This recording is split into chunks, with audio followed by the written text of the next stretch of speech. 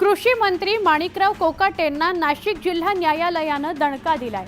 माणिकराव कोकाटे आणि त्यांचे भाऊ सुनील कोकाटे यांना 2 वर्षांची शिक्षा ठोठावण्यात आली आहे आणि फसवणुकी प्रकरणी न्यायालयाने शिक्षा ठोठावली आहे। माणिकराव कोकाटे यांनी जामिनासाठी अर्ज केला। मला न्याय मागण्याचा अधिकार आहे, त्यामुळे शिक्षेविरोधात मी हायकोर्टात जाणार आहे, असं माणिकराव कोकाटे म्हणाले। ही 30 वर्षांपूर्वीची केस आहे। राजकीय वैरापोटी माझ्यावर केस दाखल करण्यात आली होती, असं स्पष्टीकरण माणिकराव कोकाटेंनी दिलं। माझ्या राजीनाम्याची मागणी होऊ शकते, असं कोकाटे म्हणाले। शिंदेंच्या काळातील आणखी एक प्रकल्प रडारवर आलाय। जालन्यातील सुमारे 900 कोटी रुपयांच्या किमतीचा गृहनिर्माण प्रकल्प आहे, तो चौकशीच्या फेऱ्यात अडकल्याची माहिती आहे। 900 कोटींच्या प्रकल्पावरून सेना भाजपमध्ये झुंपू शकते। मुख्यमंत्री असताना एकनाथ शिंदे यांनी घेतलेले अनेक निर्णय रडारवर आलेत। आता 1400 कोटींचा घनकचरा संकलनाचा प्रकल्प मुंबई पालिकेने रद्द केलाय। प्रकल्प रद्द झाल्यानं एकनाथ शिंदे यांना आणखी एक धक्का बसलाय। पुण्यातील अतिशय मोक्याच्या जागेवरून भाजप आणि शिवसेनेत नव्या वादाची ठिणगी पडणार आहे, अशी चिन्ह आहेत। एकनाथ शिंदे मुख्यमंत्री असताना झालेल्या निर्णयाला मुख्यमंत्री देवेंद्र फडणवीसांकडून स्थगिती मिळणार असल्याची माहिती सूत्रांनी दिली आहे। 400 कोटींची जागा केवळ 70 कोटींमध्ये आहे। खाजगी व्यावसायिकाला अंधण दिल्याचा भाजपचा आरोप आहे। सिडको प्रोजेक्टच्या चौकशीच्या मुद्द्यावरून संजय राऊतांनी प्रतिक्रिया दिली। आधीच्या सरकारने काही भ्रष्टाचार घोटाळा केला असेल, राज्याला फसवलं असेल आणि देवेंद्र फडणवीस यांच्यात सच्चा माणूस जागा झाला असेल तर त्यांना या सगळ्याची चौकशी करावी असं वाटत असेल, त्याचं स्वागतच केलं पाहिजे, असं खासदार संजय राऊत म्हणाले। पालकमंत्रीपदाचा तिढा अद्यापही कायम असून दिल्लीतील बैठकीत पालकमंत्रीपदाचा तिढा सुटण्याची शक्यता आहे। महायुतीतील कोल्ड वॉरवर शहांसोबत चर्चा होण्याची शक्यता आहे।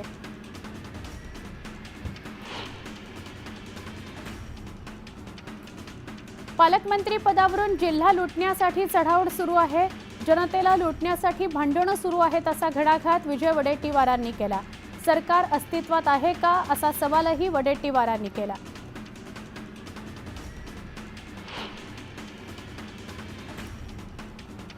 सगळे सोडून जात असल्यामुळे राऊतांचं मानसिक संतुलन बिघडलंय। उद्धव ठाकरेंना पुन्हा मुख्यमंत्री व्हायचं होतं म्हणून युती तोडली। संजय राऊत खोटं नरेटिव्ह पसरवून शरद पवारांना बदनाम करत आहेत, अशी टीका नरेश म्हस्केंनी केली।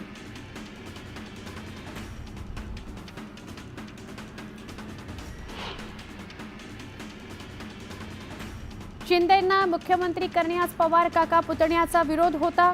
या राऊतांच्या विधानाला छगन भुजबळांनी दुजोरा दिला। मंत्रिमंडळात यावेळी अनेक सिनियर लोक होते। एकनाथ शिंदे तेव्हा त्या मानाने ज्युनियर होते, त्यामुळे त्यांच्या नावाला विरोध केल्याची शक्यता नाकारता येत नाही, असं भुजबळ म्हणाले। शिंदेंनी कोणतं महान काम केले की त्यांना महादजी शिंदेंच्या नावाने पुरस्कार दिला, असा सवाल संजय राऊतांनी केला। त्यामुळे एकनाथ शिंदेंना पुरस्कार देणाऱ्या संस्थेची चौकशी झाली पाहिजे, असं संजय राऊत म्हणाले।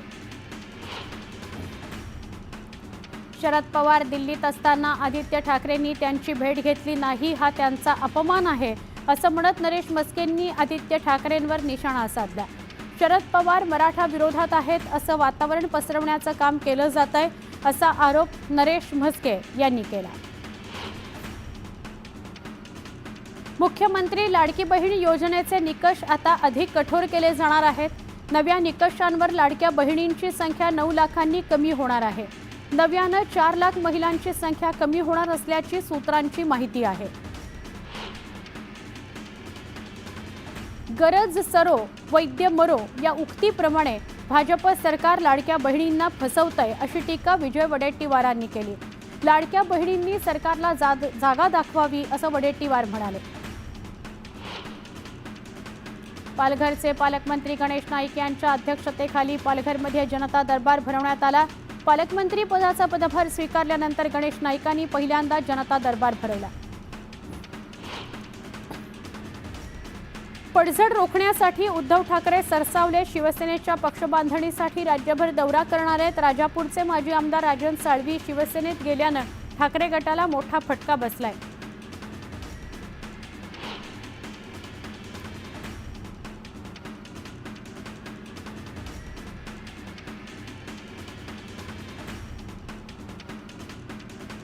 मनसे अध्यक्ष राज ठाकरेंनी आज मुंबईतील मनसेच्या विभाग अध्यक्ष आणि शाखाध्यक्षांची बैठक बोलावली। संध्याकाळी 6 वाजता सावरकर सभागृहात ही बैठक होणार आहे। 27 फेब्रुवारीला मराठी भाषा गौरव दिनानिमित्त शिवाजी पार्क मैदानात मनसेकडून विविध कार्यक्रमांचं आयोजन करण्यात येणार आहे। सध्या उद्धव ठाकरेंच्या शिवसेनेमध्ये असलेले राजू शिंदे हे पुन्हा भाजपत परतणार असल्याची चर्चा राजकीय वर्तुळात आहे। शिंदे यांच्या प्रवेशाला पक्षांतर्गत मात्र प्रचंड विरोध आहे। त्यातून पक्षात 2 गट पडले। रामलीला मैदानावर दिल्लीच्या भाजप सरकारचा शपथविधी सोहळा पार पडला। रेखा गुप्ता यांनी मुख्यमंत्रीपदाची शपथ घेतली। दिल्लीत 4थ्यांदा महिला मुख्यमंत्री बनली आहे। परवेश वर्मा दिल्लीचे नवे उपमुख्यमंत्री असणार आहेत। परवेश वर्मा यांनी पंतप्रधान नरेंद्र मोदींच्या उपस्थितीत उपमुख्यमंत्री पदाची शपथ घेतली।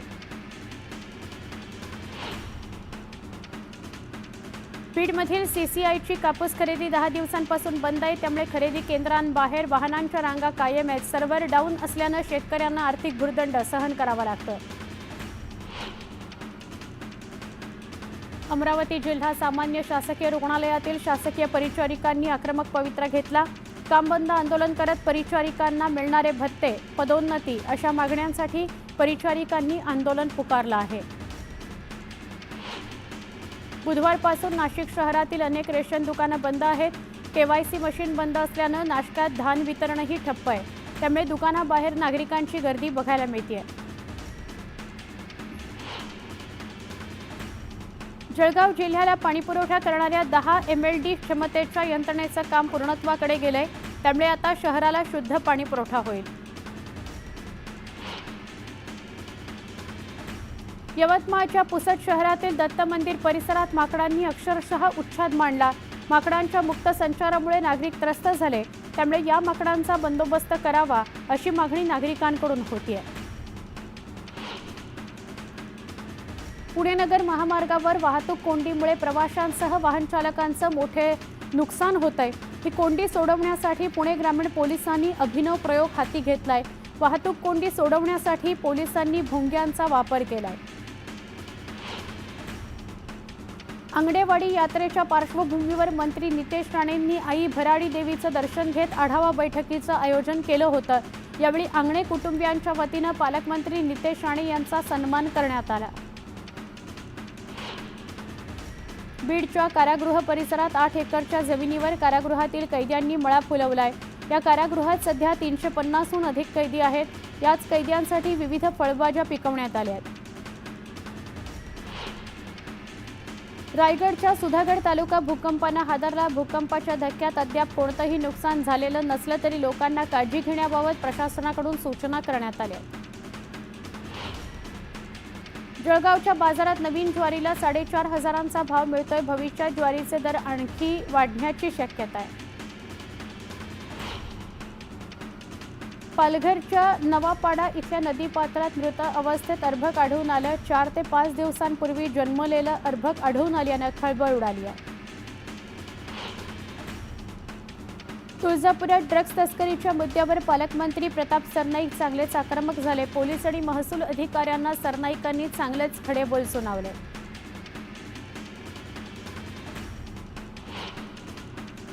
प्रयागराजला जाण्यासाठी अनेक भाविक समृद्धीवरून प्रवास करतात। मात्र अशात समृद्धीवरील पेट्रोल पंपावरील स्वच्छतागृह भाविकांकरता बंद करण्यात आलं। त्यामुळे महिलांची मोठ्या प्रमाणात अडचण होते आहे। या घटनेकडे प्रशासनानं दुर्लक्ष केल्यानं नागरिकांनी संताप व्यक्त केला। नागपुरातील त्रिमूर्ती नगर इथल्या गजानन महाराज मंदिरात प्रकट दिनाचा सोहळा आहे। यासाठी पहाटेपासूनच दर्शनाकरता भाविकांनी गर्दी केली आहे। तर मंदिराला सुंदर फुलांची आरास करत रोषणाई करण्यात आली। वाशिम जिल्ह्यातील सगळ्यात मोठ्या पैनगंगा नदीवरील कोल्हापुरी बंधारे पाण्याअभावी कोरडे ठाक पडलेत. त्यामुळे या कोल्हापुरी बंधाऱ्याच्या पाण्यावर अवलंबून असलेली नदीकाठची शेकडो हेक्टरवरील रब्बी पिकं धोक्यात आलेली आहेत. कोल्हापुरातील शिवाजी विद्यापीठाचं नाव बदलण्याची मागणी करण्यात आली आहे.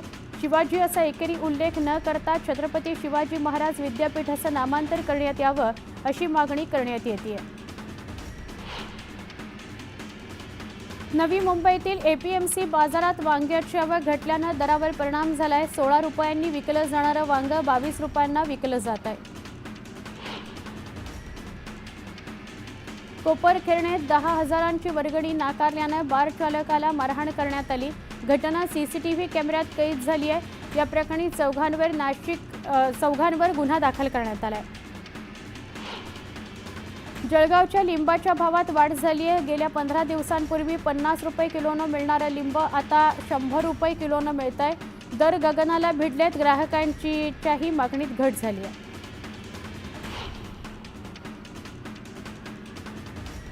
शेगावमध्ये संत गजानन महाराजांचा प्रकट दिन सोहळा साजरा होतोय.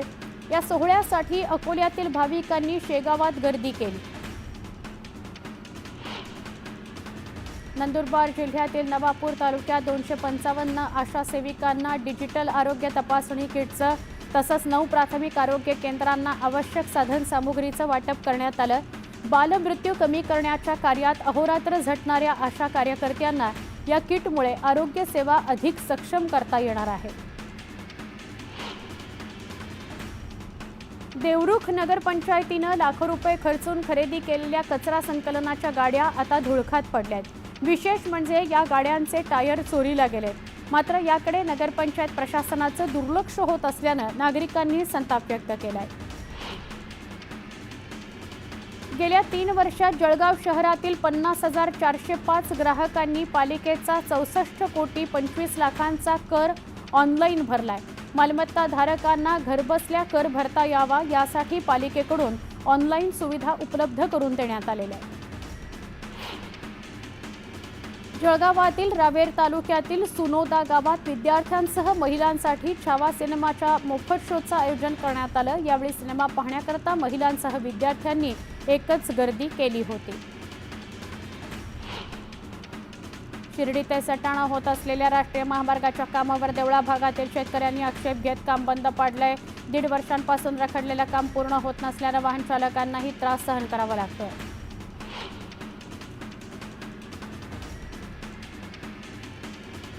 शिर्डीच्या दुहेरी हत्याकांड प्रकरणानंतर शिर्डीतील भिकाऱ्यांची धरपकड मोहीम सुरू आहे. मंदिर परिसरात भीक मागणाऱ्यांची पोलिसांनी धरपकड करत चौकशी केली. छत्रपती संभाजीनगरमध्ये शिवजयंतीच्या रॅलीत लॉरेन्स बिश्नोईचे फोटो झळकले. बिश्नोई गँगकडूनच बाबा सिद्दीकी यांची हत्या झाली होती. या प्रकरणानंतर पोलिसांच्या भूमिकेकडे सगळ्यांचं लक्ष आहे. अजित पवारांच्या आदेशाची पिंपरी चिंचवड पोलिसांकडून अंमलबजावणी होताना दिसते. दापोडी परिसरात 2 ऑटो रिक्षा आणि 8 वाहनांची तोडफोड करणाऱ्या गुंडांची पोलिसांनी धिंड काढली आणि चांगलीच मस्ती उतरवली. नाशिकच्या अडगाव परिसरात 2 बिबट्यांचे संशयास्पद मृतदेह आढळल्याने खळबळ उडाली. घटनेचा वनविभागाकडून अधिक तपास सुरू आहे. पुण्याच्या मुळशी तालुक्यात लाडक्या बहिणींसाठी पूर्ण चित्रपटगृह बुक करण्यात आलं. शेकडो लाडक्या बहिणींनी मोफत चित्रपट पाहिला. धुळे जिल्ह्यात प्रधानमंत्री जन आरोग्य योजनेच्या आरोग्य मित्रांनी बेमुदत उपोषण सुरू केले. गेल्या वर्षभरापासून पगारवाढी संदर्भात मागणी करूनही पगारवाढ होत नसल्यानं आरोग्य मित्रांनी अखेर संपाचं हत्यार उपसलं. वर्ध्याच्या ग्रामीण भागात चणा सावंगीच्या कामाला वेग आलेला आहे. जिल्ह्यात सुमारे 85,000 हेक्टर क्षेत्रात चण्याची लागवड करण्यात आली आहे. काही भागात मजुरांच्या कमतरतेनं शेतकऱ्यांना अडचण येते.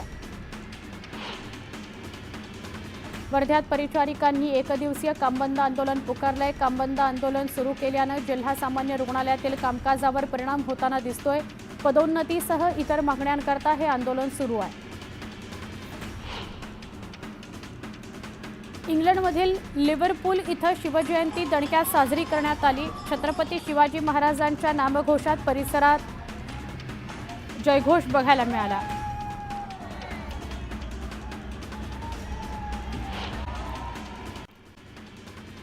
सिडकोतर्फे 26,000 घरांची ऑनलाईन सोडत काढण्यात आली। त्यात 21,399 जणांना त्यांच्या पसंतीचं घर मिळालं। सिडकोच्या इतिहासातली ही आतापर्यंतची सगळ्यात मोठी लॉटरी। स्कूल बसची 18% भाडेवाढ मागे घेतली जाण्याची शक्यता मावळली आहे। अवैध खासगी वाहतूक रोखण्यास महायुती सरकार सपशेल अपयशी ठरल्यामुळे बसमालक संघटना आक्रमक झाल्या।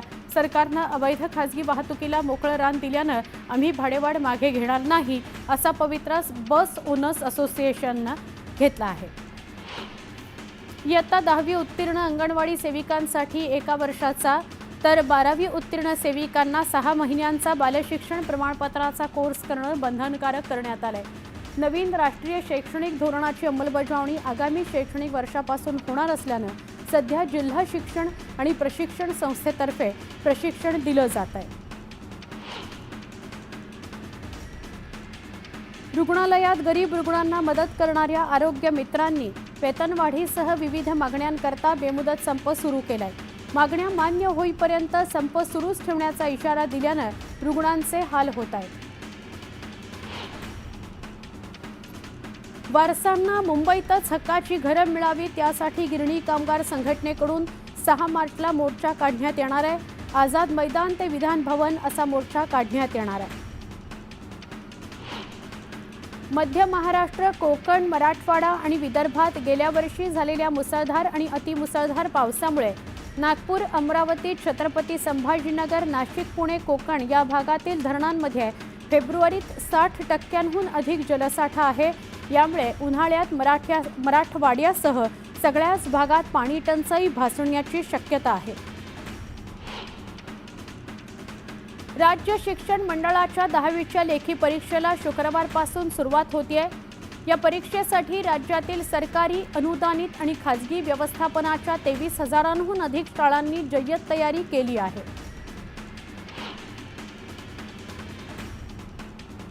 10वी आणि 12वीच्या परीक्षेला विद्यार्थी वेळेवर परीक्षा केंद्रावर पोहोचण्यासाठी डोंबिवली शहर वाहतूक शाखेच्या वतीनं शाळा महाविद्यालयांच्या हद्दीत रायडर्स म्हणजेच वाहतूक शाखेचे हवालदार तैनात करण्यात आले। बोर्डाच्या परीक्षांच्या कालावधीत हा उपक्रम हाती घेण्यात आला। राज्यातील 4 कृषी विद्यापीठांमधील पदव्युत्तर अभ्यासक्रमांसाठीची सामायिक प्रवेश परीक्षा 23 ते 25 मे या कालावधीत आयोजित करण्यात येणार आहे। या परीक्षेसाठी 10 मार्चपर्यंत ऑनलाईन अर्ज भरता येणार आहेत। परीक्षेचा निकाल 10 जूनला जाहीर करण्यात येणार आहे।